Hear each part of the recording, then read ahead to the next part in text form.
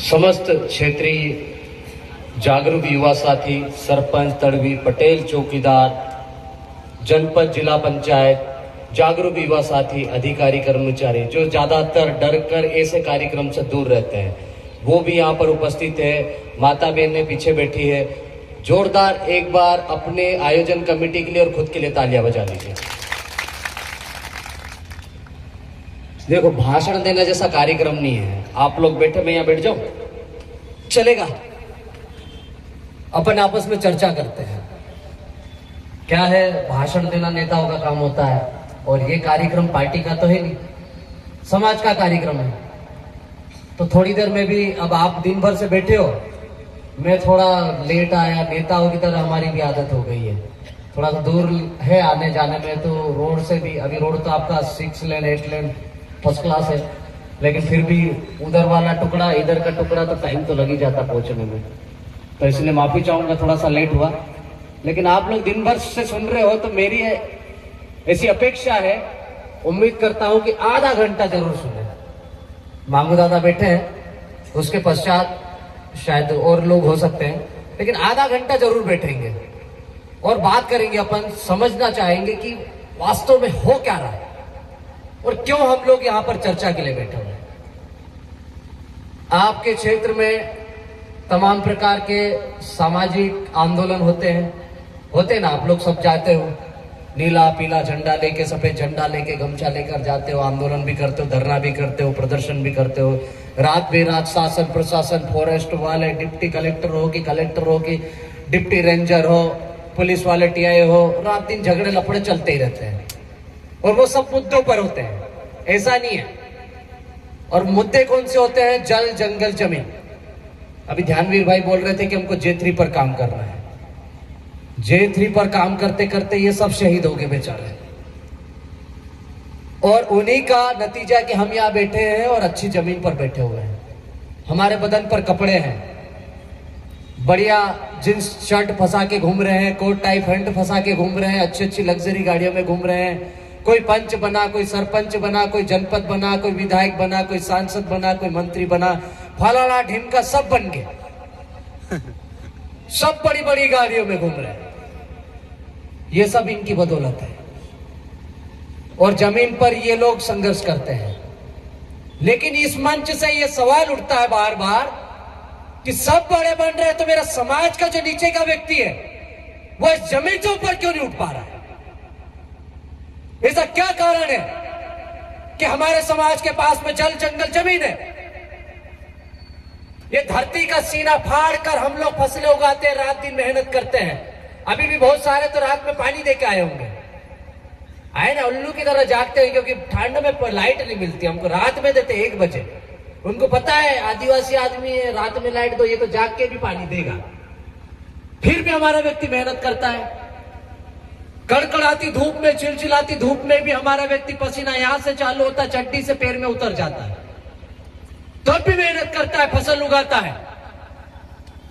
बारिश में कितनी भी बारिश हो जाए, मूसलाधार बारिश होगी, फसलें बर्बाद हो रही होगी, तो भी मेड़ में पायल बंद के आड़ा पड़ जाता हमारा आदमी, वहां भी मेहनत करता है।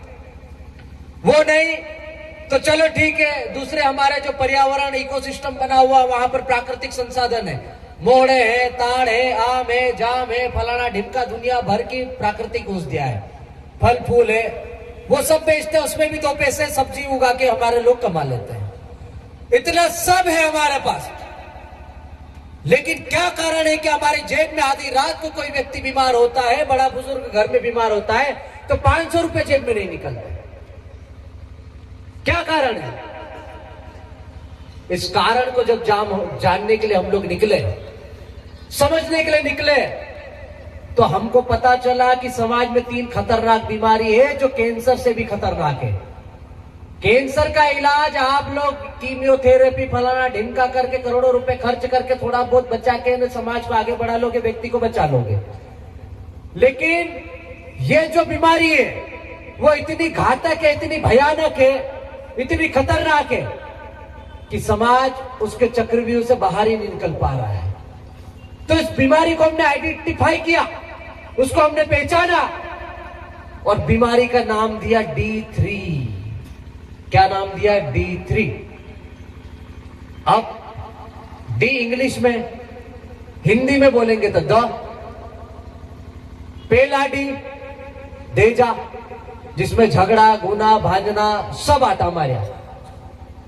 माँ बाप लड़की को पैदा करते हैं, पालते हैं, पोसते हैं, बीमार होती है, जैसे तैसे पेट काट करके उसको पढ़ा लिखा के न इलाज करा के न बड़ी करते हैं। आजकल हमारे समाज में नाबालिग लड़कियां भाग जाती, 14 साल 15 साल नहीं हुई सीधे भाग जाती है। चलो बालिग भागी, नाबालिग भागी, लड़की जब भागती है तो हमारे गांव के लोग इकट्ठे होते पंच वाले। जब वो लड़की बीमार हो रही थी तब किसी गांव वाले ने एक शब्द नहीं बोला, तब किसी गांव वाले ने 1 रुपया सहयोग नहीं किया। जब उस लड़की को फीस भरना था तब कोई गांव वाला आके इकट्ठा नहीं होता है, नहीं बोलता है। लेकिन जैसे ही लड़की भागती है तो गांव वाले इकट्ठे हो जाते हैं। फिर क्या बात करते हैं? क्यों, किधर भाग के गई, कितना लेना है? फिर गांव वाले तय करते हैं, सीधे छाती पे चढ़ते हैं। बालिग हो कि नाबालिग हो, 2, 4, 5 लाख रुपए वहां से उठ लाते हैं। अब देखो यार, माँ बाप लड़की को पैदा करते तो ये नहीं समझाते, ये नहीं सिखाते कि तुम बड़े हो के लड़की लेके भाग जाना। ना माँ बाप लड़के को सिखाते हैं, लड़की को सिखाते हैं। आजकल की जनरेशन है ऐसी छपरी गैंग वाली, चांदरी कटन कराते हैं, पेंट ऊपर चढ़ाते हैं, 2-2 लाख वाली गाड़ी पे ऊपर कपड़े लटका के ऐसे चलाते हैं, लड़कियां पटाते हैं, लेके भाग जाते हैं। वो नहीं तो दूसरा और भी कारण में जो भी आगे बताऊंगा। तो ऐसे करके 2-5 लाख रुपए ले लेते हैं और उसमें से 1 लाख रुपए की तो दारू उधर ही पी जाते हैं रास्ते में, थोड़े बहुत बकरे खा जाते हैं। फिर बाकी पंच बांट लेती है पैसा आपस में। उसका गांव का जो पटेल रहता है, मुखिया तड़वी रहता है, चौकीदार रहता है, फलाना ढिमका जितने भी नेता रहते हैं, सबका कमीशन फिक्स रहता है। वो 2-4 लाख रुपए छाती पे चढ़ के झगड़ा करके ले आते हैं और खा जाते हैं। माँ बाप जिनने पाल पोस के बड़ा किया उसको तो बड़ी मुश्किल से 5,000-10,000 रुपए देने तो नहीं दे। तो ये पहला डी था। दूसरा डी दारू। हमारे बीच में एक गायक साथी आए थे, एक बार जोरदार तालियां बजाया, बहुत बढ़िया, दीपक भाई ने बहुत ही बढ़िया गाना गाया, मजा आ गया। उस गाने का पूरा सार था कि हमारे समाज में जो दारू परोसी गई है किस तरह से समाज को बर्बाद कर रही है। तो ये दारू, पहले मैं छोटा था तो मैं देखता था घर में कोई मेहमान आती थी, बुआ या मामा, तो मेरे पिताजी हमारे पास में कहीं दारू वारू की दुकान नहीं होती थी, नानपुर कस्बा है, वहां जाते थे और एक बियर की बोतल आती थी बड़ी मुश्किल से उस समय, 10-15 साल पुरानी बात कर रहा हूं मैं, ज्यादा पुरानी भी नहीं। तो एक बियर की बोतल भी लाते थे तो वो 1-1 कप पीते थे, 5-10 लोग पी लेते थे उतने में, एक बियर की बोतल में, और वो खुश, अरे यार आज तो बियर पी ली करके। मेहमान नवाजी भी हो जाती थी, मुर्गा वुर्गा काट लेते थे, 1-1 कप पी के खुश। लेकिन आज क्या हाल है? हर आंगन में दुकान मिलती है, ठेकों की तो कमी नहीं। अब मध्य प्रदेश सरकार ने भी बोल दिया, महिलाओं को भी बोल दिया, तुम भी लाइसेंस लो और तुम भी दारू बांटो। तो ये जो दारू है इसको बताने की जरूरत नहीं है कि ये किस प्रकार से समाज को बर्बाद कर रही है। आप गैर आदिवासी समाज में जाना, उनके शादी ब्याह नुक्ते पाटले इन नोतरा फोतरा, नोतरा तो होता ही नहीं, वहां जाना तो पता चलेगा, वहां दारू के छींटे भी नहीं दिखते आसपास और पिया हुआ गंधाता भी नहीं आसपास। लेकिन हमारे समाज में पता नहीं क्या सोना उगल रही है हमारी धरती कि हमारे घर में सोने का खजाना है। हर शादी में लाखों की दारू। मैंने यहां पता किया, यहाँ 40-50 हजार रुपए 1 लाख रुपए की दारू है। हमारे अलीराजपुर की बात करूं तो 50,000 1 लाख रुपए से शुरू करते हैं दारू। एक घर में, एक शादी में यदि गरीब से गरीब व्यक्ति भी होता है 1 लाख रुपए की दारू पिलाता है, और ज्यादा से ज्यादा बड़ा आदमी होगा तो 5-5, 10-10 लाख रुपए की पिलाता है। वहां पे लोग मिलते ही नहीं है। लाड़ा का तो रात भर डीजे पे नाच रहा है, एक डीजे आ रहा है, दूसरा जा रहा है, तीसरा आ रहा है, चौथा जा रहा है, लाड़े को लाड़ी को रात भर डीजे पे कुदाते रहते हैं। इतना कुदाते कुदाते बीमार हो जाता, वो आंकड़े सब ढीले कर देते उसके, और फिर बीमार हो जाता तो क्या बोलते हैं, अरे डाकनी कर दे दी। अबे डाकनी कहां से आ गई इसमें? तुमने पिला पिला के लोगों को इतना कुदा दिया, लाड़े को बीमार कर दिया, डाकनी कहां से आ गई इसमें? लोगों को यदि मेहमान कोई जाता शादी में तो घर में नहीं मिलता, माँ बाप का तो माता बहने किसी को दारू दे रही है, दोस्त दोस्तों को पिला रहा है, मामा रिश्तेदार को पिला रहा है, साला रिश्तेदार भी नहीं मिलते हैं। तो वो जो पैसे पकड़ाना चाहता है आदमी, वो दूल्हा दुल्हन जिससे भी नहीं मिल पाता, बहुत मुश्किल से 1-1 2-2 घंटे में नंबर लगता है। ऐसी स्थिति हमारे समाज की। शादी को भी मजाक बना दिया। तीसरा नई चीज आई डीजे।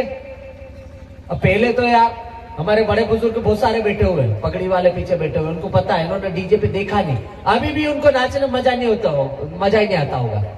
अब नई जो पीढ़ी आई है, हमारे साथ वाली और थोड़ी हमारे बाद वाली, मेरी शादी के लगभग से डीजे चालू हुआ था, तो मेरी शादी में भी 2-3 डीजे बजवा लिए हमने। लेकिन आजकल 2-3 डीजे से काम ही नहीं चलता। अब एक शादी में 10-10, 20-20 डीजे। मैं बता रहा हूं, अलीराजपुर की कुछ शादियां ऐसी है जहां पे रिकॉर्ड तो 40-40, 50-50 डीजे हुए। तो हम डीजे का विरोध नहीं कर रहे, हम बंद करने की भी नहीं बात कर रहे हैं। हम क्या बोल रहे हैं, कम करो भाई, जिंदा रहने लायक बचाओ, समाज को बर्बाद मत करो। पहले ही तो भूखा प्यासा नंगा आदमी आपका गांव में पड़ा हुआ है फटीचर हालत में, इलाज कराने के लिए पैसा नहीं है। अभी कोई देखना, गांव में आप चले जाओ, कोई आधी रात को कोई हमारे आदिवासी व्यक्ति बीमार होता है, बड़ा बुजुर्ग अंदर गांव में, तो आधी रात को वो साहूकार के पास जाता पैसे लेने के लिए, जेब में पैसा नहीं होता है। तो ये जो 3 बीमारी हमने पता की थी, वो ये D3, ये 3 थी, देजा, दारू, डीजे। और इस बीमारी का हमने नाम दिया, और इस बीमारी को खत्म करने के लिए जैसे डॉक्टर ऑपरेशन चलाता है, वैसा ये ऑपरेशन का नाम दिया मिशन D3। और ये मिशन अलीराजपुर से चालू हुआ, आपके झाबुआ, बड़वानी, खरगोन, खंडवा, बुरहानपुर, गुना होते हुए पड़ोसी राज्य हनीनामा दादा बैठे, मामू दादा वहां राजस्थान में भी बैठक हो चुकी, गुजरात में भी हो चुकी। और इनके साथ साथ में हमारे क्षेत्र में कई गांव बाकी जहां पर बैठकें होना है। आज रतलाम जिले की सरवन की धरती पर ये पहला कार्यक्रम है। हो सकता है क्षेत्र के लोग आए हैं, और हो सकता है कुछ लोग ये भी बोल रहे होंगे कि चंदू भाई कर रहे हैं, फलाना भाई कर रहे हैं, ढिमका भाई कर रहे हैं, ये तो वो पार्टी का आदमी है, ये वो पार्टी का आदमी। कोई बोल रहा होगा ये हमारा आदमी थोड़ी है, हम क्यों जाए। अबे ये किसी के घर के लोगों के लिए कार्यक्रम नहीं है। आज हमने अलीराजपुर में मिशन चलाया, ये मध्य प्रदेश में कई पर भी ये मिशन D3 चला, और उस घर में जो भी शादी करी मिशन D3 के माध्यम से, मैंने यहां पर पता किया, एक शादी में लड़की भागने पर जो गुना होता है वो 3 से 5 लाख रुपए का है।